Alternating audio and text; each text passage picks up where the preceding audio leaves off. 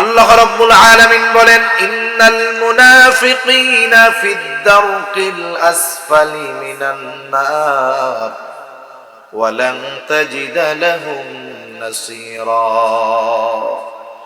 আল্লাহ তাআলা বলেন, মুনাফিকের স্থান হলো জাহান্নামের একেবারে তলদেশে। ওয়া লান তাজিদা লাহুম নাসীরা, তার জন্য কোনো সাহায্যকারী নাই, তার জন্য কোনো সুপারিশকারী নাই। আরে মুনাফিক সে হতে পারে আমার মতো দেখতে, দাড়িওয়ালা টুপিওয়ালা হতে পারে কি পারে না? এখন মুনাফিক কি কোন কোয়ালিফিকেশনের জন্য, কোন কারণে সে মুনাফিক? নবীজি সাল্লাল্লাহু আলাইহি ওয়াসাল্লাম মুনাফিকের আলামতগুলো আমাদের জানায় দেয়। নবীজি বলেন, এক নাম্বার, ইদা হাদ্দাসা কাযাবা, মুনাফিক হলো সে কথায় কথায় মিথ্যা কথা বলে। ইদা ওয়াআদা আখলাফা, ওয়াদা করলে ওয়াদা খেলাফ করে। ইদা তুমিনা খানা, আমানতের খেয়ানত করে। ওয়া ইদা তাখাসামা ফাজারা, যখন কারো সাথে একটু তর্ক বিতর্ক ঝগড়া বিবাদ হয়, মুনাফিক তখন মন্দ বকাঝকা করে। এই যে চারটা ত্রুটি, এই ত্রুটিওয়ালা মানুষ আপনাদের সমাজে তো আলহামদুলিল্লাহ নাই, আসেনি? আমাদের সমাজে এরকম আছে, হজ করছে, নামাজ কালাম পড়ছে, নামাজ কালাম ঠিক মতো পড়ে, হাজী সাহেব মিথ্যাও কয়, ওয়াদাও খেলাফ করে, আমানতেরও খেয়ানত করে, গালাগালিও করে। এরকম নামাজি মুনাফিকের চার বৈশিষ্ট্যওয়ালা লোক আপনাদের সমাজে আছে? অভাব নাই কোন জায়গায়। অথচ নবীজি বলেন, এই চার বৈশিষ্ট্য, খারাপ বৈশিষ্ট্য যার মধ্যে থাকবে, এটা মুনাফিক, মুনাফিকের আলামত বহন করতেছে। মুনাফিকের আলামত হলো ভাইরাসের মতো, জীবাণুর মতো। ক্যান্সার রোগে যখন কেউ আক্রান্ত হয়, যদি এইটা চিকিৎসা না করতে পারে, এক সময় ক্যান্সারের কারণে তার মরণ হতে পারে। ক্যান্সারে হইয়া যদি মরে কোনো অসুবিধা নাই, ঈমান থাকলে জান্নাতে যাবে। কিন্তু এই মুনাফিকের আলামত গুলা হইল এমন এক ভাইরাস, এটা যদি কোনো মুমিনের মধ্যে পরিপূর্ণভাবে বিস্তার লাভ করতে পারে, ওটা তার জীবন নষ্ট করবে না ঠিক, ওই আলামত গুলো তার ঈমান নষ্ট করে ফেলবে। ঈমান ধ্বংসাত্মক আলামত এই মুনাফিকের আলামত গুলো। এই জন্য এগুলো আমাদের মধ্যে থাকলে আমরা বের করে ফেলবো ইনশাআল্লাহ। তাহলে মুনাফিকের আলামত গুলোর মধ্যে অন্যতম এক আলামত হলো ইদা তুমিনা খানা, আমানতের খেয়ানত করা। নবীজি আর এক হাদিসের মধ্যে বলেন, লা ঈমানা লিমান লা আমানাতা লাহ। নবী বলেন, যার মধ্যে আমানতদারিতা নাই তার ঈমান নাই। তাহলে যেই মুমিন নিজেকে মুমিন দাবি করে, যদি আমানতদারিতা না থাকে, নবীজি বলে তুমি মুমিন হতে পারো নাই। এই জন্য কিছু আমল আছে, সেটা শুধুমাত্র আমল, করলে সওয়াব, না করলে গুনাহ, ঈমানের ক্ষতি নাই। কিন্তু আমানতদারিতা হলো এমন একটা গুণ, এটার ভিতরে যদি কারো ত্রুটি থেকে যায়, তাহলে ঈমান ত্রুটিযুক্ত থেকে যায়। কারণ আমানতদারিতার সম্পর্ক ঈমানের সাথে। কিসের সাথে বলেন? ঈমানের সাথে। এজন্য আমাদের আমানতদার হওয়ার দরকার, আমানতদার মুমিন হওয়ার দরকার। রাসূল আকরাম সাল্লাল্লাহু আলাইহি ওয়াসাল্লাম সেই জন্য আমানতদারিতার ব্যাপারে গুরুত্ব দিয়েছেন। বাস্তবতা হলো আমাদের সমাজের অনেক ভালো মানুষ, নামাজি মানুষ, আমানতদারিতার ব্যাপারে স্বচ্ছ ধারণা না থাকার কারণে নিজের অজান্তেই অনেক সময় খেয়ানত করে ফেলে, সেটা বুঝতে পারে না। কথার কথা মনে করেন একজন মানুষ, সে জানে না যে আগুনে হাত দিলে পুড়ে যাবে। কথার কথা সে জানে না যে আগুনে হাত দিলে পুড়ে যাবে, তার জানা নাই। এখন জানা না থাকুক, সে যদি হাত দেয়, আগুন কি বলবে? না, ওই ভাই তো আগুনে হাত দিলে পুড়ে যায়, জানে না, তাহলে এর আর পুড়ানোর দরকার নেই। জানুক আর না জানুক, হাত দিলেই কি হবে বলেন? পুড়ে যাবে। একজন মুমিন আমানতদারিতার ব্যাপারে স্বচ্ছ ধারণা রাখুক আর না রাখুক, তার দ্বারা যদি খেয়ানত হয়ে যায়, অবশ্যই তার গুনাহ হবে, পাপ হবে। এই জন্য আমাদের আমানতদারিতার ব্যাপারে জানার দরকার আছে না নাই? এক নাম্বার, আমানতদারিতা হয় লেনদেনের মধ্যে, এটা মোটামুটি আমরা সবাই জানি। আমার কাছে কেউ সম্পদ রাখলো, টাকা পয়সা রাখলো, আমার উচিত হলো তার টাকা পয়সা যথাসময়ে তাকে ফিরিয়ে দেওয়া। যদি সে ভুলেও যায়, আমার দায়িত্ব হলো তাকে স্মরণ করে তার প্রাপ্য তাকে বুঝাইয়া দেওয়া। অনেক সময় এরকম হয়তো একজন পায়, যে পায় তার মানে মনে নাই, কিন্তু যার কাছে পায় এর মনে আছে। মনে করেন আমার মনে আছে যে উনি আমার কাছে টাকা পায়, আমি জিজ্ঞাসা করছি ভাই আমার কাছে টাকা পয়সা পান নাকি, উনি বলে যে না পাই না। এখন আমার তো মনে আছে পায়, এখন আমি মনে মনে চিন্তা করি উনার যেহেতু মনে নাই তাইলে মনে হয় দেওয়া লাগবে না, এটা খেয়ে ফেলানো যায় গেছে। এই কাম করার সুযোগ আছে নাকি? আল্লাহ তাআলার নির্দেশ, তুমি হক ফিরাইয়া দিবা, তুমি হক ফিরাইয়া দিবা। যে পাবে তাকে বলে নাই যে চাইয়া নিবা, বরং যার কাছে পাবে তারে বলতেছে তুমি নিজ দায়িত্বে ফিরাইয়া দিবা। সেই জন্য লেনদেনের ক্ষেত্রে যদি কারো সম্পদ আমার কাছে থাকে, সেটা আমানতের হোক আর সাধারণ হোক, কারো টাকা পয়সা যদি আমার কাছে থাকে, কারো জমি জাতি যদি আমার কাছে থাকে, ফিরাইয়া দিব। খবরদার, আমাদের সমাজে অনেক সময় আছে বাবা মারা গেছে, ভাইয়েরা বোনদেরকে সম্পদ বঞ্চিত করে, আছে না নাই? মনে রাখবেন, আপনার কাছে বোনের যে সম্পদ আছে তা হক, বোন জানুক আর না জানুক আপনাকে নিজ দায়িত্বে ফিরাইয়া দিতে হবে। যদি না দেওয়া হয় খেয়ানত তো হবে, কারণ হক তার। দ্বিতীয়ত, বান্দার হক নষ্ট করার কারণে কিয়ামতের দিন ধরা পড়তে হবে। এজন্য দুনিয়াতে একটু কম খাওয়ার চেষ্টা করব। দুনিয়াতে কম খাইলাম, দুনিয়াতে একটু আরেকজনকে ছাড় দিলাম, আখিরাতে আল্লাহ তাআলা এই ছাড়ের বিনিময়ে আমাকে আপনাকেও ছাড় দিতে পারে কি পারে না? গ্রাম অঞ্চলগুলোয় কি হয়, আপনাদের এদিকে হয় কি জানি না, গ্রাম অঞ্চলগুলোর মধ্যে প্রতিবেশীর সাথে প্রতিবেশীর ভালো সম্পর্ক থাকার কথা ছিল।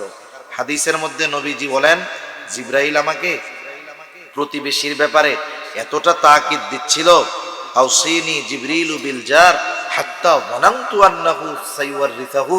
নবীজি বলেন, আমাকে জিবরাইল প্রতিবেশীর ব্যাপারে এতটা ওসিয়ত করতেছিল, এতটা গুরুত্ব দিচ্ছিল, আমি মনে করছিলাম যে প্রতিবেশীরা মনে হয় একসময় ওয়ারিশ বানায় দেওয়া হবে। ওয়ারিশ কারা হয় বলেন তো? আমি মারা যাওয়ার পরে যাদের আমার সম্পদের মধ্যে একটু হইলেও হক আছে, মূলত এরা হলো ওয়ারিশ, ঠিক না?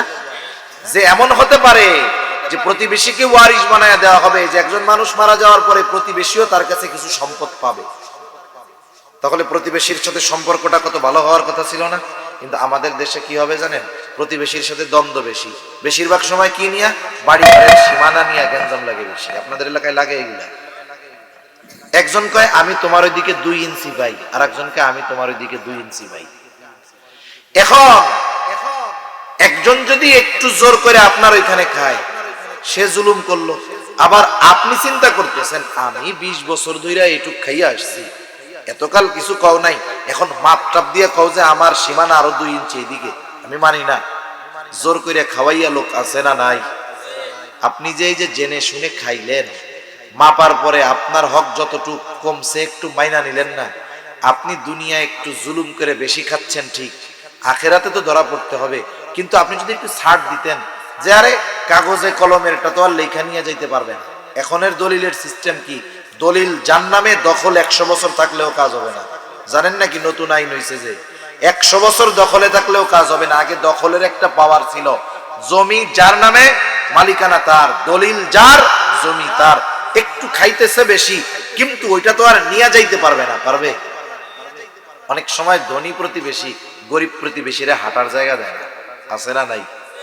একটু ছাড় দেন না দুনিয়ায়, ওরে একটু দুনিয়ায় চলার রাস্তা সহজ করে দেন না, আল্লাহ আপনার জান্নাতের রাস্তা সহজ করে দিতে পারে, ঠিক কিনা বলুন?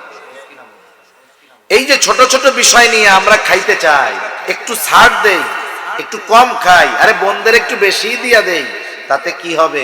আল্লাহ আখেরাতে ছাড় দিবে। আর যদি খাই, আখেরাতে ধরা পড়তে হবে, নাজাত পাওয়া কঠিন হবে, ঠিক কিনা? এজন্য আমি মারা যাব এমন ভাবে, আমার নিয়ত থাকবে আমি এমন ভাবে মারা যাব যেন একটা মানুষ এসে এ কথা না বলতে পারে আমি ওনার কাছে এটা পাই, এনার কাছে আমার এই হক আছে। এজন্য এমন ভাবে নিজেকে সাজাবো যেন মারা যাওয়ার পর কেউ আমার কাছে একটা পয়সাও প্রাপ্য না থাকে। তাহলে আমানতদারিতা 1 নাম্বার হবে লেনদেনের মধ্যে। 2 নাম্বার, কথাও আমানত হয়, শুধু দায়িত্ব আমানত হয় তা না, কথাও আমানত হয়। শুধু যে লেনদেন আমানত হয় তা নয়, কথাও আমানত হয়। নবীজি সাল্লাল্লাহু আলাইহি ওয়াসাল্লাম বলেন, ইদা হাদাসার রাজুলু সুম্মা ইলতাফাতা ফাহিয়া আমানাতুন। নবীজি বলেন, যখন একজন কারো কাছে কোনো কথা বলে আর এদিকে সেদিকে তাকায়, ডানে বামে তাকায়, নবীজি বলেন ওই যে কথাটা ডানে বামে তাকায়া বলল, যার কাছে বলল, ফাহিয়া আমানাতুন, ওই কথাটা তার কাছে আমানত হয়ে যায়। একজন আমার আপনার কাছে কোনো কথা বলছে, কথা বলার সময় ডানে বামে তাকাইছে। ডানে বামে তাকায় কেন? যেন ওরে কেউ না দেখে, ওর কথা কেউ না শুনে, শুধুমাত্র আপনি আমি যেন শুনি, আর কেউ যেন না শুনে, এজন্যই তো তাকায় নাকি? কিন্তু আমাদের পরিস্থিতি পুরাই উল্টা, ব্যতিক্রম। কেউ যদি কোনো গোপন কথা আমার আপনার কাছে বইলা বলে যে, হুজুর আপনার কাছে এই কথাটা বললাম রে হুজুর, আপনি আর কারো কাছে কইেন না। এখন আমার কি হবে? আমি যতক্ষণ এই কথা আর একজনের কাছে না বলি, ততক্ষণ আমার পেটে আর কথা হজম হয় না। এই লোক আমার চোখের আড়াল হওয়ার আগে পাশের জনকে ডাক দিয়া বলি, এদিকে আসো। কি হইছে হুজুর? বলে, ওই যে লোকটা যায় চিনো? বলে, হ্যাঁ চিনি। আমার কাছে কি কথা বলছে জানো? বলে, না হুজুর আপনারে কইছে। আমারে কইছে নাকি? এবার বলে, আমাকে খুব বিশ্বাস করে, তার পরিবারের সব গুরুত্বপূর্ণ কথাগুলো আমার কাছে বলে। কি কইছে হুজুর? কয়, লোকটা খুব দুঃখে আছে, কারো কাছে বলতে মানা করছে, আমি শুধু তোমারে কইলাম, শোনো, এই লোকটার বউ তারে সকালে ফিরাইছে। এই কথাটা আমি তোমারই শুধু কইলাম, তুমি আর কাউরে কইও না।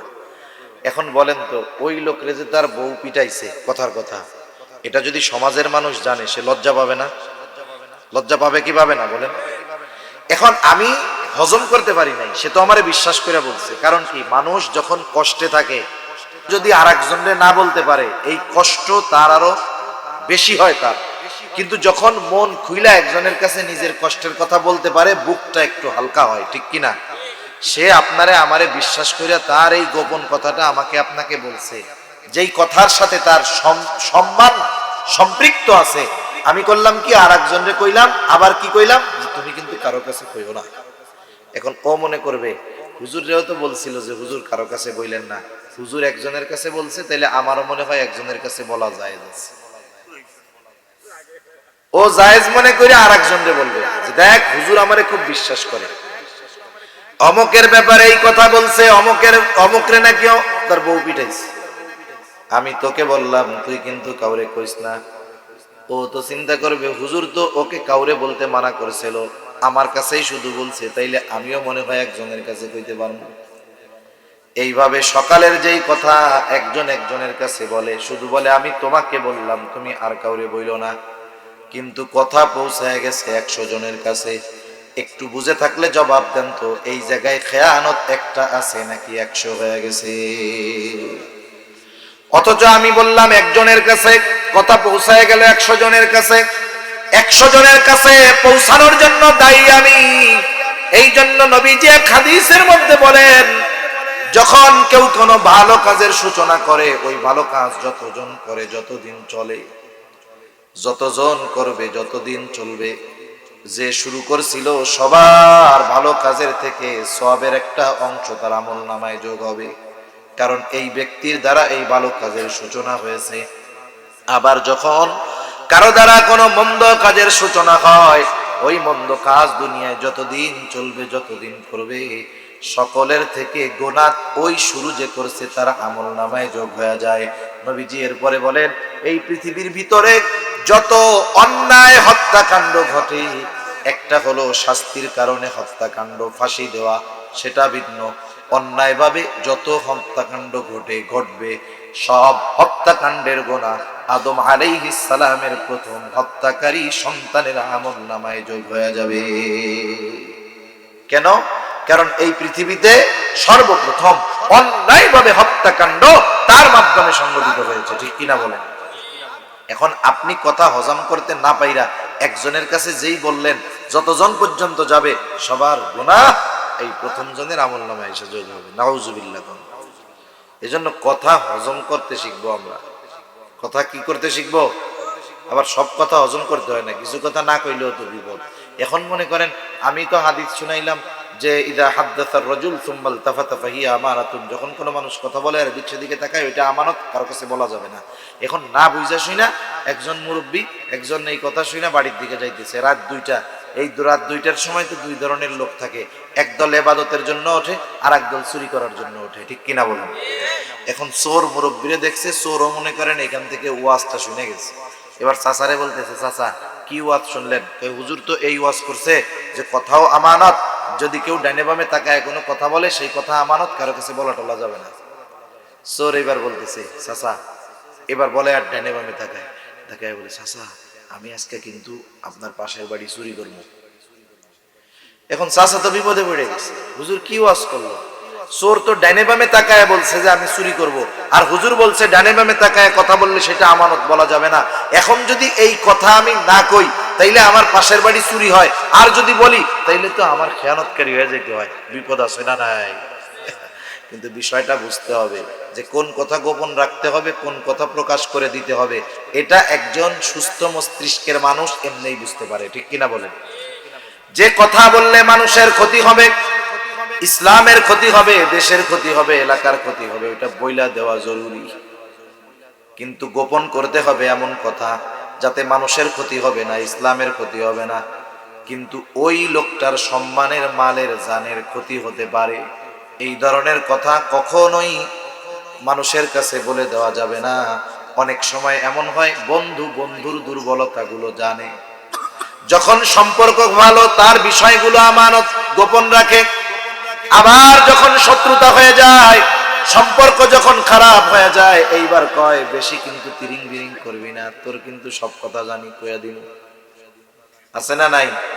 বেশি কথা কইয়া না, আমি তোমার ব্যাপারে জানি কিন্তু কইয়া দিব। এখন বলেন তো, শত্রু যদি আমানত রাখে, শত্রুর আমানত খেয়ানত করা যাবে? আমার আপনার নবী কেমন নবী? শত্রুর আমানতের হেফাজত নবীজি করেছেন। এই জন্য নবীর নাম মক্কার কাফেররা দিয়েছিল আল আমিন আস-সাদিক, আমানতদার, বিশ্বস্ত, সত্যবাদী। আরে নবীজি যখন আবু তালেব দুনিয়া থেকে চলে গেছে, খাদিজাতুল কুবরা দুনিয়া থেকে চলে গেছে, কাফেররা সব গোত্রের মানুষদেরকে নিয়ে একত্রিত হয়ে পরামর্শ করেছে, এখন তো আবু তালেব নাই, আমাদের আর কেউ বাধা দিতে পারবে না, আমাদের রাস্তা ক্লিয়ার, এবার আসো আমরা মুহাম্মদকে দুনিয়া থেকে বিদায় করে দেই। চূড়ান্ত সিদ্ধান্ত হলো নবীজিকে তারা হত্যা করে ফেলবে। হত্যাকাণ্ড কেমনে হবে? বলে সব গোত্র থেকে এক একজনেই হত্যাকাণ্ডে অংশগ্রহণ করবে। যেহেতু সব গোত্রের সমন্বয়ে হত্যাকাণ্ড হবে, কেউ কাউকে দোষারোপ করতে পারবে না, সাপও মরবে, লাঠিও ভাঙবে না। এরা এইবার চিন্তা করছে শেষ করে দিতে হবে। এই দিক দিয়া যেই রাত্রে হত্যা করার প্ল্যান, আল্লাহ তাআলা ওই রাত্রেই নবীজিকে ওই দিন আদেশ দিলেন দিনের বেলায়, ও আমার হাবিব আজকে রাতেই শুরু হবে আপনার হিজরতের সফর। নবীজির সাথে যদিও কাফেররা শত্রুতা করত, তবে কাফেররা নিজেদের সম্পদ নবীর কাছে আমানত রাখত। কাফেররা জানতো মুহাম্মাদের বিরোধিতা যতই করি না কেন, মুহাম্মদ কখনোই আমাদের সম্পদের খেয়ানত করবে না, যতই বিরোধিতা করি না কেন খেয়ানত করবে না। নবীর কাছে তখনও কাফেরদের আমানত ছিল রাতের বেলা হিজরত শুরু হবে। কাফেররা ঘরের চারদিকে ঘিরে রাখছে, কত টেনশন, কত পেরেশানি, হত্যা করার জন্য আসছে। নবীজি ওই চিন্তার সময়ও নবীজি কাফেরদের, তার কাছে যেই আমানতগুলো কাফেরদের রাখা ছিল, ওই আমানতগুলো ফিরায়া দেওয়ার ব্যবস্থা করার পরে এরপরে নবীজি হিজরতের সফর শুরু করেছেন। কাফের যাদের কারণে নবীজির মক্কা ছাড়া লাগতেছে, তাদের সম্পদ ফেরত দেওয়ার ব্যবস্থা আগে করেছে। হযরত আলী রাদিয়াল্লাহু তাআলা আনহুকে বুঝায় দিয়ে গেছে, নিজের বিছানায় শোয়া দিয়ে গেছে যে আলী এই সম্পদগুলো সব তার মালিকের কাছে ফিরিয়ে দেওয়ার পরে তুমি মদিনার উদ্দেশ্যে রওনা হবা। চিন্তা করে দেখেন, যাদের কারণে দেশ ছাড়া লাগতেছে, যারা হত্যা করার জন্য ঘরের চতুর্দিক দিয়ে ঘিরে রাখছে, আমার আপনার নবী কেমন আমানতদার নবী। ওই তাদের সম্পদটাও যথাযথভাবে তাদের কাছে পৌঁছায়া দেওয়ার ব্যবস্থা করার পরে হিজরতের সফর শুরু করেছে। আমরা হইলে কি চিন্তা করতাম যে ওদের জন্য আমার দেশ ছাড়া লাগতেছে, ওদের মাল জিনিস আমার কাছে যেহেতু আছে, এটা আমি নিজে নিজে মুক্তি হয়ে ফতোয়া দিতাম, এটা আর ফেরত দেওয়ার দরকার নেই, এটা আমার নিয়ে যাওয়া জায়েজ আছে, গাঠি গুটি বাইন্ধে এরপরে নিয়ে পলাইতাম। ঠিক কিনা কন? অথচ নবী কাফেরদের যারা হত্যা করতে আসছে তাদের মাল জিনিসও ফিরাইয়া দেওয়ার ব্যবস্থা করেছেন। কেমন আমানতদার নবী! সেই জন্য শত্রু হোক আর বন্ধু হোক, আমানতের হেফাজত করতে হবে সকলেরটা। একজন অমুসলিম আপনার কাছে সম্পদ রাখছে, আপনি তারটাও যেমন হেফাজত করবেন, মুমিন রাখলে তারটাও করবেন। মুমিনেরটা যেমন হেফাজত করেছেন, কাফেরটাও এরকম হেফাজত করতে হবে। ঠিক কিনা বলেন? আমাদের চারিত্রিক সৌন্দর্য অর্জন করার দরকার। তাহলে 1 নাম্বার আমানত লেনদেনের মধ্যে, 2 নাম্বার আমানত কথার মধ্যে, 3 নাম্বার দায়িত্ব আমানত। সকল ধরনের ছোট বড় দায়িত্ব আমানত, রাষ্ট্রীয় দায়িত্ব আমানত, শিক্ষকতার দায়িত্ব আমানত, ইমামতির দায়িত্ব আমানত। এক কথায় সকল দায়িত্ব আমানত। একটা সময় ছিল মানুষ দায়িত্ব নিতে চাইতো না, দায়িত্ব দিতে চাইলে পলায়া চলে যাইতো। আর এখন তো দায়িত্ব নেওয়ার প্রতিযোগিতা করে অনেকে, দায়িত্ব টাকা দিয়া কিনে। দায়িত্ব বুঝেন না? কিনে, টাকা দিয়া কিনে। বুঝেন তো কেমনে কিনে? এখন অনেক জায়গায় চেয়ারম্যান ইলেকশন হবে, এক এলাকায় শুনলাম সে শুধু নমিনেশন পাওয়ার আশায় 3 কোটি টাকা ব্যয় করছে।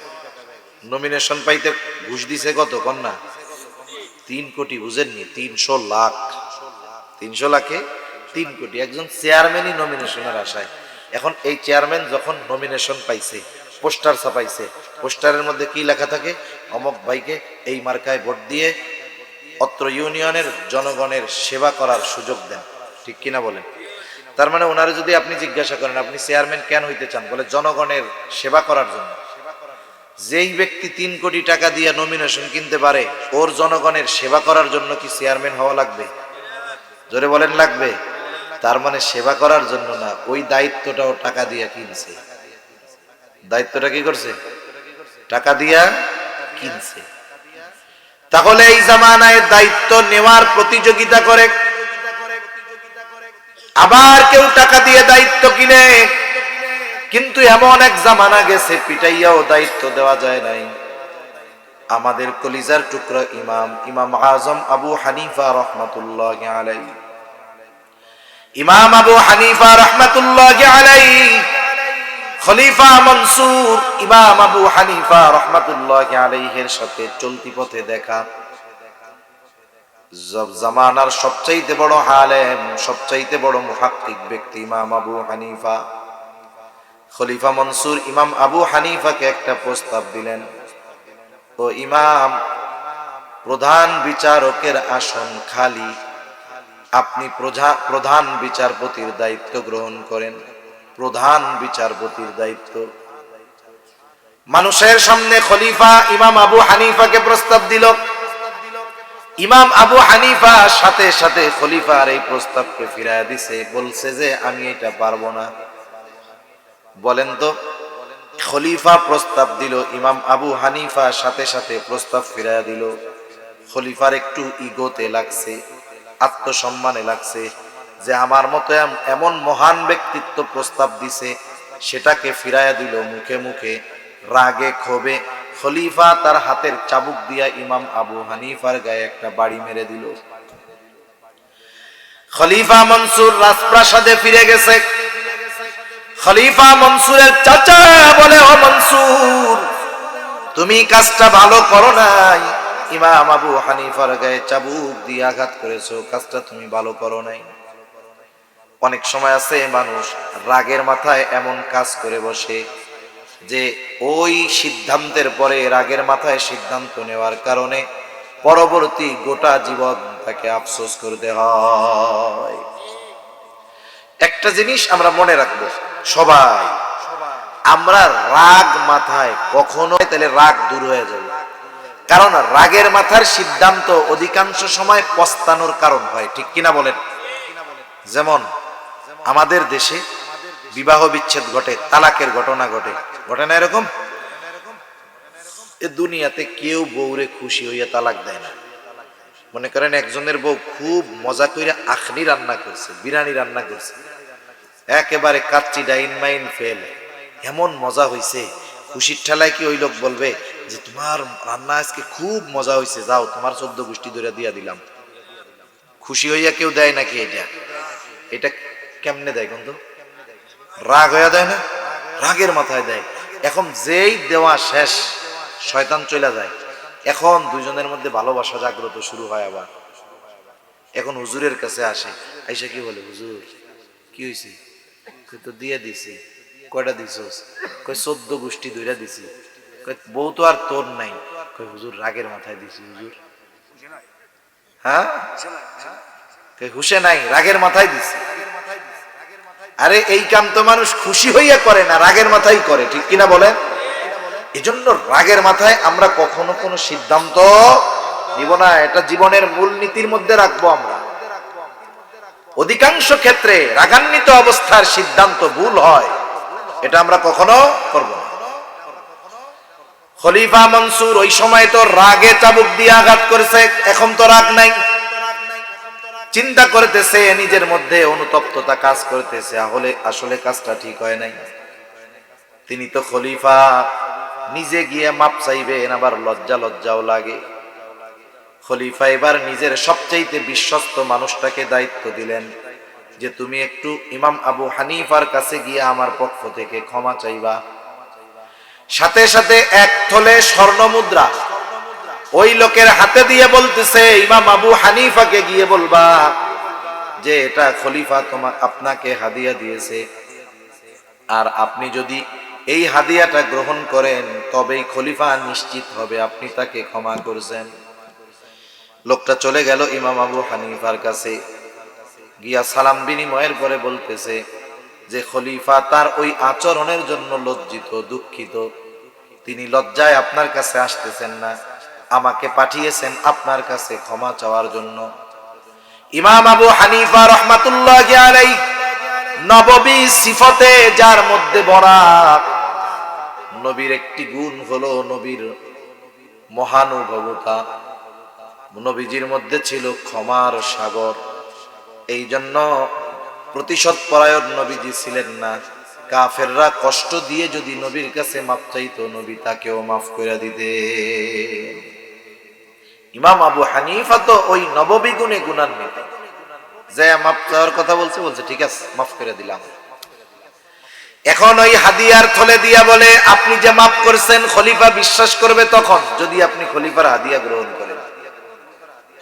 বলেন তো, হাদিয়া দেওয়া নেওয়া এটা তো সুন্নত। তাহাদু, পরস্পর হাদিয়া আদান প্রদানের মাধ্যমে ভালোবাসা বাড়ে। কিন্তু ইমাম আবু হানিফা হাদিয়া নিতে চায় না। লোকটা জোরাজুরি করতেছে যে আপনি হাদিয়াটা নেন, বলে না নিব না। জোরাজুরি করতেছে, বলে আপনি নেন, তবে আপনি খরচ না করলেও এটা গরিবদের মাঝে সদকা করে দিয়েন। ইমাম আবু হানিফা বলতেছে, তোমার কাছ থেকে হাদিয়াটা রাখবার পরে আমি খরচ করি না করি সেটা বিষয় নয়, তবে তোমার খলিফা এটা জানবে ইমাম আবু হানিফা আমার হাদিয়া গ্রহণ করেছে। লোকটা আরো জোরাজুরি করতেছে। ইমাম আবু হানিফা এবার বলে যে তোমার খলিফা যে আমার জন্য হাদিয়া পাঠাইছে, এত হাদিয়ার টাকা উনি পাইল কোথায়? বলে উনি পাবে কোথায়? উনি রাষ্ট্রীয় কোষাগার থেকে দিছে, রাষ্ট্রীয় ধনভাণ্ডার থেকে দিয়েছে। বলেন তো, কোন দেশের শাসক ওই দেশের রাষ্ট্রীয় ধনভাণ্ডারের মালিক না সেবক? ব্যাংকে যারা চাকরি করে, এ চাকরি হালাল না হারাম আমি সেটা বলতেছি না, বোঝানোর জন্য অন্য কথা বলতেছি। ব্যাংকের ভোল্টে অনেক টাকা থাকে না? বলেন তো, এই ব্যাংকে যারা চাকরি করতেছে, ওই ব্যাংকে যত টাকা থাকুক না কেন, যারা আছে ওইখানে তারা কি ওই জায়গার মালিক নাকি রক্ষক? এই যে টাকা পয়সাগুলো রেখে লেনদেন করে, লেখা টেখা করে, এসবের কারণে মাস শেষে তারা একটা বেতন দেয় না? আচ্ছা, এখন ব্যাংকের চাকরি জায়েজ না জায়েজ, এটা মুফতি সাহেবের কাছ থেকে জেনে নেবেন। এখন এই রাষ্ট্রের যে ধনভাণ্ডার, যিনি রাষ্ট্রপ্রধান, উনি কিন্তু এটার মালিক না, উনি এটার রক্ষক সেবক। যথাযথভাবে হকদারের কাছে পৌঁছায়া দেওয়া ওনার দায়িত্ব। এই দায়িত্বের কারণে ওনাকে প্রতি মাসে নির্দিষ্ট পরিমাণ একটা ভাতা দেওয়া হয়, হয় কি হয় না? একেবারে মেম্বার থেকে নিয়ে জনপ্রতিনিধির শুরু হলো মেম্বার, মেম্বার থেকে নিয়ে প্রেসিডেন্ট পর্যন্ত সকলের জন্য নির্ধারিত ভাতা আছে না নাই? যার যতটুক ভাতা, ওর বাইরে একটা টাকা রাষ্ট্র থেকে গ্রহণ করলে খেয়ানত হবে। বরং যার দায়িত্ব যত বড় তার খেয়ানতটা কিন্তু তত বড় হয়। মেম্বার যদি 1 টাকা খেয়ানত করে, এই খেয়ানতের পরিধি হয় তার ওয়ার্ডের মধ্যে। চেয়ারম্যান যদি 1 টাকা খেয়ানত করে, তার খেয়ানতের এরিয়া হয় তার ইউনিয়নের মধ্যে। এমপি যদি খেয়ানত করে, তার খেয়ানতের পরিধি হয় তার আসনের মধ্যে। রাষ্ট্রপ্রধান যদি রাষ্ট্রীয় কোষাগার থেকে 1 টাকার খেয়ানত করে, তাহলে ওই খেয়ানত পরিধি হয়ে যায় গোটা দেশব্যাপী। তাহলে টাকা কিন্তু একটাই, রাষ্ট্রীয় কোষাগারে প্রতিটা টাকার মধ্যে এদেশের সব মানুষের হক আছে না নাই? তাহলে ওখান থেকে যদি কেউ 1 টাকা চুরি করে, তাহলে সারা বাংলাদেশের মানুষের হক সে নষ্ট করলো। কারণ যেই সম্পদ বন্টিত হয় না, বন্টন হয় না, শরিকি সম্পদ, ওর প্রতিটা ইঞ্চির মধ্যে যতজন শরিক ততজনের হক থাকে। মনে করেন আপনি এক জায়গায় অনেকগুলো বালু আছে, একটা জমির মধ্যে কি আছে? বালু আছে। এই জমির মালিক হইল 15 জন। কয়জন? এখন ওই জমির থেকে কেউ একটা বালু উঠাইছে। একটা বালু তো এত ছোট হইতে পারে, দেখা নাও যাইতে পারে, ঠিক না? এখন বলেন তো ওই এক বালুর মধ্যে হক আছে কতজনের? তাহলে দায়িত্ব যত বড়, খেয়ানত তত বড়। ইমাম আবু হানিফা বলতেছে, তোমার খলিফা এত টাকা পাইলো কই? ওনার তো ওজিফা এত না। বলে কোথার থেকে দিবে? আর বাইতুল মাল থেকে দিয়েছে, রাষ্ট্রীয় কোষাগার থেকে দিয়েছে। এইবার ইমাম আবু হানিফা আরো কঠোর হয়েছেন, শক্ত হয়েছেন। তিনি বলতেছেন, শোনো, এটা তোমার খলিফাকে ফেরত দিবা, সাথে সাথে এটা বলবা রাষ্ট্রের পক্ষ থেকে তার জন্য যেই ভাতা আছে, ওই ভাতার বাইরে 1 টাকাও রাষ্ট্রীয় কোষাগার থেকে ব্যক্তিগত কাজে ব্যবহার করার সুযোগ নাই। তাহলে এটা খেয়ানত হবে। ওই লোক অনেক সময় ধরে তেল মারছে, তো ইমাম আবু হানিফার কাজ হয়নি। এবার রাগে চলে গেছে, গিয়ে ইমাম আবু হানিফা যা বলছে এটাকে আরো তেল মশলা মাখাইয়া সুন্দর মতো খলিফার কাছে বলছে। খলিফা তো আরো মেজাজ গরম, যে এত বড় কথা আমাকে বলছে। এখন বলতেছে, যাও এখনই ইমাম আবু হানিফাকে আটক করো, জেলখানার মধ্যে বইরা দাও। কত বড় সাহস! প্রহরীরা গিয়া ইমাম আবু হানিফাকে আটকায়া জেলখানার মধ্যে ভরে দিল। ঐতিহাসিকেরা লিখতেছে, ইমাম আবু হানিফাকে চাবুক দিয়ে আঘাত করা হইতো, আর বলা হইতো, ইমাম ছেড়ে দেওয়া হবে, কোনো অসুবিধা নাই, শুধুমাত্র প্রধান বিচারকের দায়িত্ব গ্রহণ করতে হবে। ইমাম আবু হানিফা চাবুকের বাড়ি খাইতেছে, তবু দায়িত্ব গ্রহণ করে না।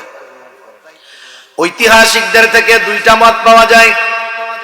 একটা হলো, একটা সময় খাবারের সাথে বিষ প্রয়োগ করে ইমাম আবু হানিফাকে শহীদ করে দেওয়া হলো। আর একটা হলো, উনি যখন প্রচন্ড রকমের অসুস্থ হয়ে গেলেন জুলুম অত্যাচারের কারণে, ইমাম আবু হানিফাকে বাড়িতে পাঠায় দেওয়া হলো। আফসোসের ব্যাপার দেখেন, এ দুনিয়াতে যারা হকের উপরে থাকে, সত্যের উপরে থাকে, যারা একটু হকের ব্যাপারে অটল অবিচল, এদেরকে যুগে যুগে জালেমের জুলুম নির্যাতনের শিকার হতে হয়। এজন্য জেলে শুধু খারাপ মানুষ যায় তা না, জেলে 2 ধরনের মানুষ যায়। কয় ধরনের? জোরে বলেন, কয় ধরনের? হয়তো জামানার শ্রেষ্ঠ সন্তানগুলো আর জামানার সবচেয়ে নিকৃষ্ট সন্তানগুলো। এখন আমাদের বাংলাদেশের জেলেও 2 ধরনের মানুষ আছে। একটা হলো এই জামানার আমাদের দেশের সবচাইতে শ্রেষ্ঠ, হকের উপরে সবচাইতে যারা অটল অবিচল তারা আছে, আর সবচাইতে বড় বড় বাটপাড়ার সিটিং বাজার আছে, ঠিক কিনা বলেন? সেজন্য বলেন, জেলখানায় শুধু বেশি খারাপ মানুষ যায় না বেশি ভালো মানুষেরও যাওয়া লাগে? তাহলে আমরা মনে রাখবো, কখনোই আমরা এটা মনে করব না যেই সব ওলামায়ে কেরাম জেলে গেছে, জেলে আছে, অতীতে গেছে, ভবিষ্যতে যাওয়া লাগতে পারে, এরা মনে হয় চুরি, দুর্নীতি, ছিনতাই এই সব কারণে গেছে নাকি? সত্যের উপরে থাকার কারণে গেছে, দেশকে ভালোবাসার জন্য গেছে, ইসলামের পক্ষে থাকার কারণে গেছে, ঠিক কিনা বলেন? আরে ইমাম আবু হানিফার মতো মানুষের জেলে যাওয়া লাগছে। সেজন্য যারা জেলে আছে ওলামায়ে কেরাম, তাদের জন্য আমরা দোয়া করব আল্লাহ তাআলা যেন যে অবস্থায় আছে আল্লাহ তাআলা যেন তাদেরকে আরো সসম্মানে, আরো সম্মান বাড়াইয়া আল্লাহ তাআলা বাহির করে। সকলে বলেন আমিন। আমরা দেখতেছি তো যারা জেলখানায় মাজলুম হয়ে জেলে যায়, একটা হলো জালেম জুলুম করে জেলে গেছে, সেটা ভিন্ন, ওটা তো শাস্তি। আর যে মাজলুম, যে জেলে যায় মাজলুম হইছে, জালেম না, যারে জোর কইরা অন্যায় ভাবে নেওয়া হয়েছে, ওরে জেলে নেওয়ার পরে ও যখন বের হয়, যাওয়ার আগে যে সম্মান ছিল তার চাইতে বহুগুণ বাড়ায় দেয় কে? আরো জোরে বলেন না, বাড়ায় দেয় কে? আল্লাহ তাআলা বাড়ায় দেয়, সম্মান ইজ্জত আরো বাড়ায় দেয়। ইমাম আবু হানিফা রাহমাতুল্লাহি আলাইহি কে গৃহবন্দী করে ফেলা হলো যখন উনি প্রচন্ড অসুস্থ। ওই গৃহবন্দী অবস্থায় ইমাম আবু হানিফা দুনিয়া থেকে বিদায় নিয়ে গেলেন। ওনার শাগরেদরা জিজ্ঞাসা করেছে, হুজুর এত জুলুম, এত অত্যাচার সহ্য করলেন, অথচ প্রধান বিচারকের দায়িত্ব পালন করার জন্য যেই যোগ্যতা, যেই জ্ঞান আল্লাহ তাআলা সব আপনাকে দিয়েছে, সর্বোচ্চ যোগ্য হওয়ার পরেও কেন আপনি এই দায়িত্ব গ্রহণ করলেন না? ইমাম আবু হানিফা বললেন, শোনো, আমি যেই দায়িত্ব নেই নাই সেই দায়িত্বের ব্যাপারে আল্লাহ আমাকে জিজ্ঞাসা করবে না, কিন্তু আমি যদি প্রধান বিচারকের দায়িত্ব নিতাম, বিচার কার্য পরিচালনা করতে গিয়ে কারো উপরে যদি বেইনসাফি হয়ে যাইত, কিয়ামতের দিন এই দায়িত্বের খেয়ানতের কারণে আমাকে খেয়ানতের বোঝা নিয়ে আল্লাহর সামনে উপস্থিত হওয়া লাগতো। আবু দাউদের হাদিস, নবীজি সাল্লাল্লাহু আলাইহি ওয়াসাল্লাম বলেন, আমাদের কাউকে যখন কোনো দায়িত্ব দেওয়া হয়, কেউ যদি ওই দায়িত্বের সুচ পরিমাণ খেয়ানত করে, কি পরিমাণ কোন? সুচ চিনেন?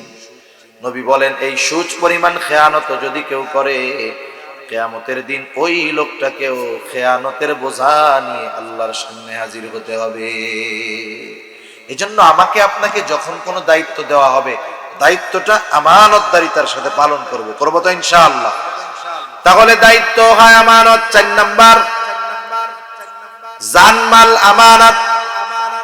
ও বাবা, 1টা বাজে গেছে, আর 10-15 মিনিটের মধ্যে শেষ করে, 10 মিনিটের মধ্যে শেষ করে দেব। জানমাল আমানত, সন্তান সন্ততি আমানত।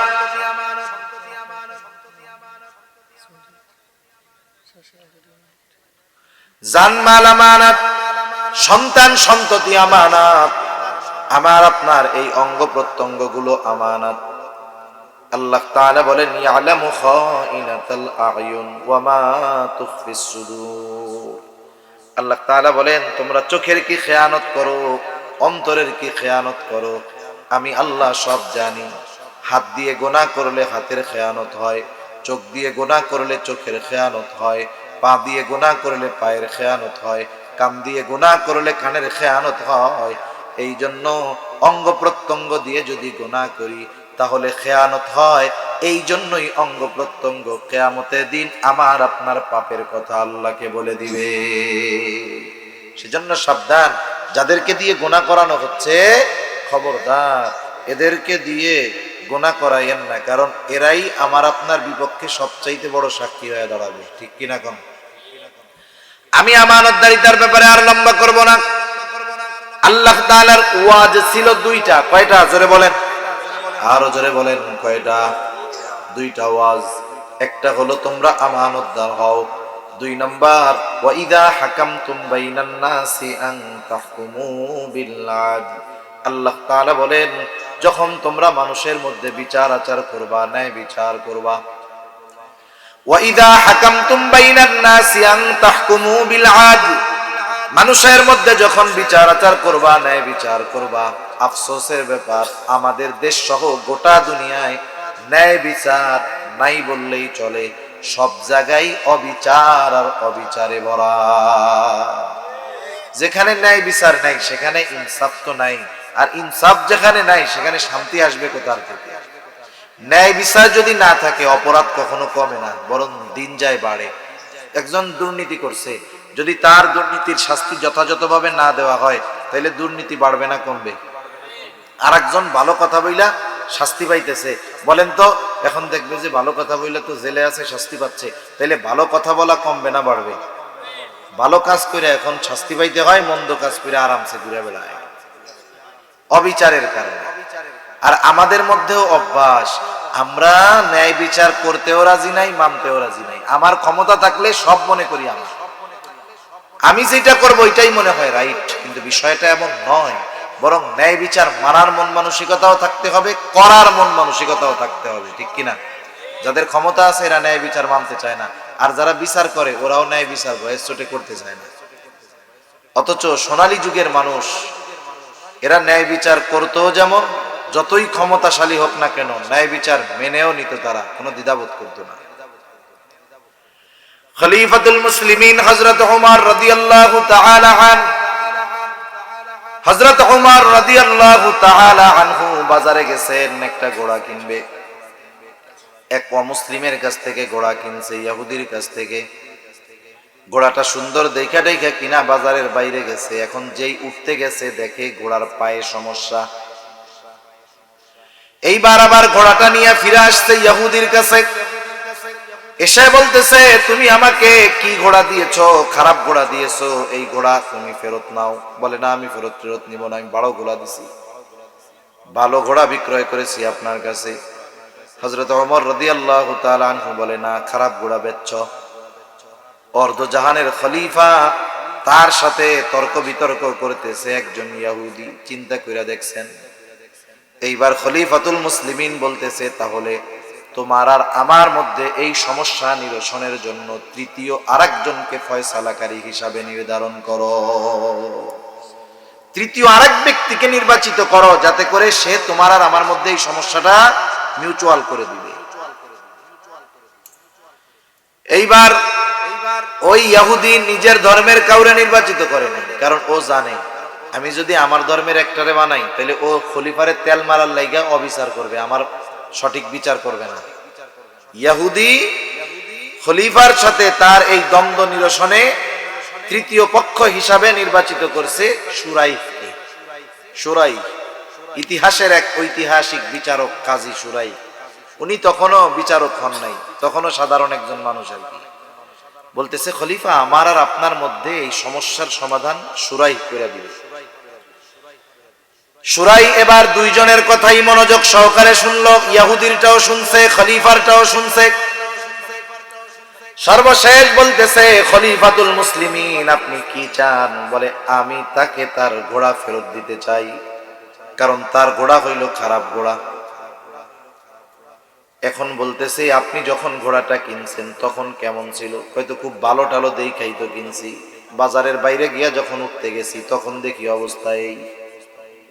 তাহলে যখন কিনছিলেন তখন ঠিক ছিল? বলে হ্যাঁ তখন ঠিক ছিল। শুরাই বলে খলিফাতুল মুসলিমিন ও ঘোড়া ফেরত নিতে বাধ্য, তবে আপনি যেমন ঘোড়া কিনেছেন তেমনটা তাকে ফেরত দিতে হবে। আপনি তো দেখা বাইসা বাইসা কিনছেন, কিনে নিয়ে গেছেন, শর্ত দেন নাই যে 3 দিন ব্যবহার করব, খারাপ হইলে ফেরত, কোনো শর্ত দেন নাই। দেখছেন, যাচাই বাছাই করছেন, পছন্দ হয়েছে, কিনে নিয়ে চলে গেছেন।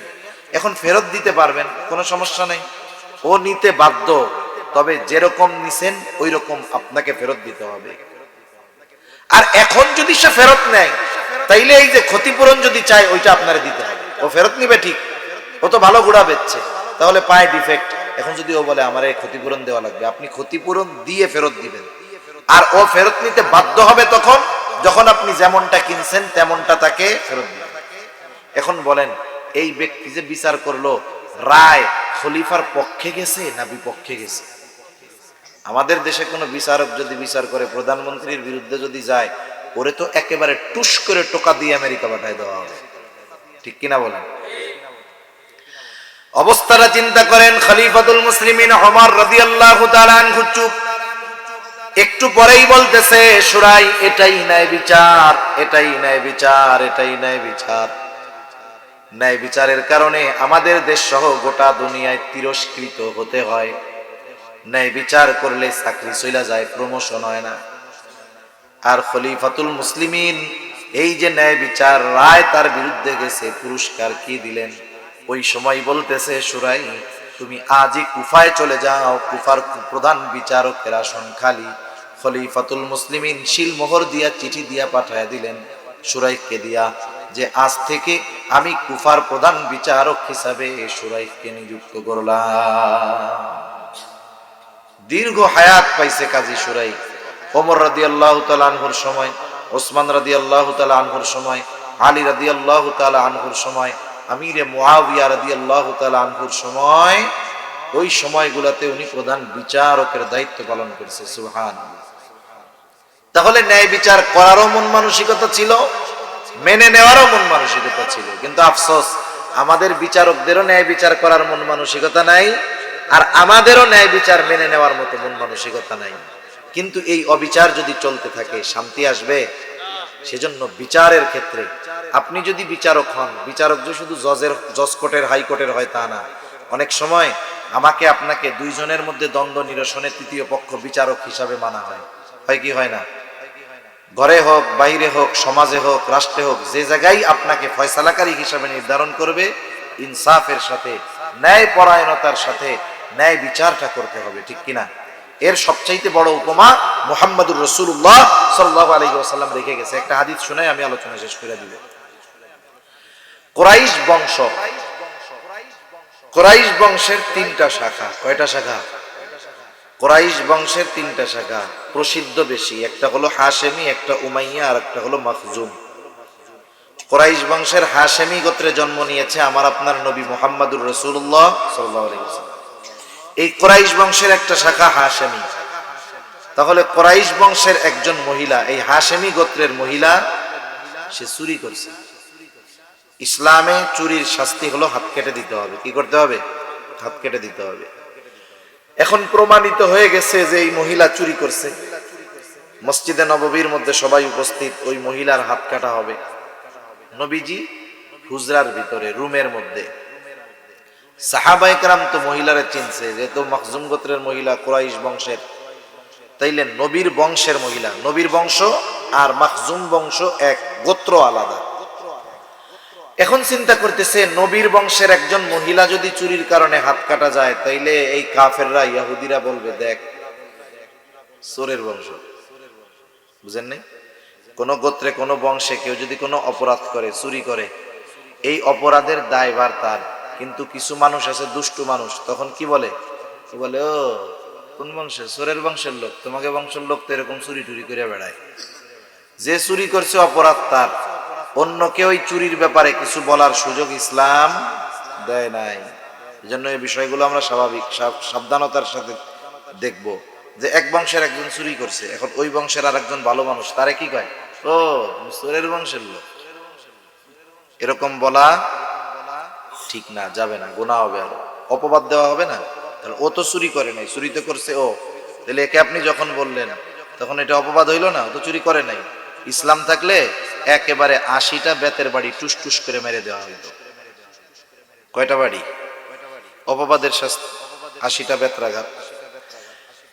এখন সাহাবায়ে কেরাম চিন্তা করতেছে, ইহুদিরা তো এরকম বলা বলি করবে, আর নবীজিও মনে হয় জানে না কুরাইশ বংশের মহিলা, তাইলে মনে হয় শাস্তি একটু হালকা টালকা করে দিত, হাত টাত কাটতো না। এখন নবীজিরে জানানোর দরকার যে যেই মহিলা চুরি করছে কুরাইশ বংশের। এখন কেমনে বলবে? নিজেরা বলতে ভয় পাইতেছে। যায়েদ রাদিয়াল্লাহু তাআলা আনহু ছোট্ট একটা ছেলে ওসামা, তখন ওসামা ছোট, নবীজি মোহাব্বত করে অনেক ওসামারে। ওসামাকে সাহাবায়ে কেরাম শিখাইয়া দিছে, ওসামা তুমি নবীজির কাছে গিয়ে, তোমার নানার কাছে গিয়ে বলবা, যেই মহিলা চুরি করছে ওই মহিলা হলো কুরাইশ বংশের মহিলা। ছোট বাচ্চা যা শিখাইয়া দিছে, যাইয়া বাবার কাছে, নবীজির কাছে তাই বলছে। নবীজি বুঝতে পারছেন এই কথাটা উসামা একা নিজের থেকে বলে নাই, ওকে নিশ্চয়ই কেউ শিখায়া দিছে। নবীজি এবার বাহিরে আসলেন। হাদিস বর্ণনাকারী বলেন, নবীজি বলতেছে, চেহারার মধ্যে রাগান্বিত ছাপ, রাগের ছাপ। নবীজি বলেন, তোমরা কি আমাকে এমন বিষয়ের জন্য সুপারিশ করতেছ যে এই বিষয়ের জন্য শাস্তি কার্যকর করার নির্দেশ আল্লাহ তাআলা দিয়েছে। আল্লাহ যেই বিষয়ের শাস্তি কার্যকর করতে বলেছে ওই বিষয়ের জন্য তোমরা সুপারিশ করতেছো। এরপরে নবীজি খুতবা দিলেন। নবীজি বলতেছেন, শোনো, তোমাদের পূর্বে আল্লাহ তাআলা বহুত সম্প্রদায়কে ধ্বংস করে দিয়েছেন এই কারণে যে তাদের মধ্যে যখন চুরির অপরাধে কোনো সম্ভ্রান্ত বংশের মানুষকে আটক করা হইতো, চুরি করছে ধরা পড়ছে, তাহলে তাকে শাস্তি না দিয়ে ছেড়ে দেওয়া হতো যে উচ্চ বংশীয় লোক। আবার একই কারণে যখন কোনো দুর্বলকে আটক করা হতো তাকে শাস্তি দেওয়া হতো। অপরাধ একই, শুধু একজন সম্ভ্রান্ত বংশের মানুষ তারে ছেড়ে দিছে, আর একজন অনেক টাকা পয়সা নাই, পাওয়ার নাই, তাকে শাস্তি দিয়েছে। নবীজি বলেন, ওই আল্লাহর শপথ যার হাতে আমার প্রাণ, এই মহিলার জায়গায় যদি মুহাম্মাদের কন্যা ফাতেমাও হইতো, আমি অবশ্যই অবশ্যই তার হাতটা কেটে দিতাম। তাহলে ন্যায় বিচারের উত্তম নিদর্শন নবীজি আমাদের জন্য রেখে গিয়েছেন। এই সুন্দর দুইটা ওয়াজ আল্লাহ তাআলা করলেন। আল্লাহ তাআলা সেই কথাই বলেন, ইন্নাল্লাহা ইয়া'মুরুকুম আন তু'আদ্দুল আমানাতি ইলা আহলিহা ওয়া ইযা হাকামতুম বাইনান নাসি আন তাহকুমু বিল আদল। সোজা কথায় তোমরা আমানতদার হও আর ন্যায় পরায়ণ হও। এরপরে আল্লাহ তাআলা বলেন, ইন্নাল্লাহা নি'ম্মা ইয়া'iদুকুম বিহ, নিশ্চয় আল্লাহ কতই না সুন্দর ওয়াজ করলেন। তাহলে এই দুইটা গুণকে সুন্দর গুণ বলে অভিহিত করেছেন কে? এই দুইটা গুণ সুন্দর গুণ। এই সুন্দর ওয়াজ জানার পরে, শোনার পরে আমি আপনি যদি আমল না করি, বলেন তো আল্লাহ তাআলা দেখবেন কি দেখবেন না? জোরে বলেন, দেখবেন কি দেখবেন না? এই দুই গুণ নিয়ে যদি কোনো সমালোচনা করি, এই ওয়াজ নিয়ে যদি কোনো সমালোচনা আলোচনা করি, আল্লাহ তাআলা শুনবেন কি শুনবেন না? জোরে বলেন, শুনবেন কি শুনবেন না? এ কথাই কেমন যেন আল্লাহ তাআলা বলে, বান্দারে এত সুন্দর দুইটা ওয়াজ করলাম, এই ওয়াজ দুইটার উপরে তোমরা আমল করো কি করো না আমি আল্লাহ সেটা দেখি। আর এই দুই ওয়াজ নিয়ে তোমরা কি আলোচনা সমালোচনা করো আমি আল্লাহ সেটাও শুনি। কেন? আল্লাহ তাআলা বলেন, ইন্নাল্লাহা কানা সামিআন বাসীরা, কারণ আল্লাহ তাআলা হলেন সর্বশ্রোতা সর্বদ্রষ্টা। তিনি সবকিছু দেখেন, তিনি সবকিছু শুনেন। এজন্য আমরা প্রত্যেকে আমানতদার হব। জোরে বলেন ইনশাআল্লাহ।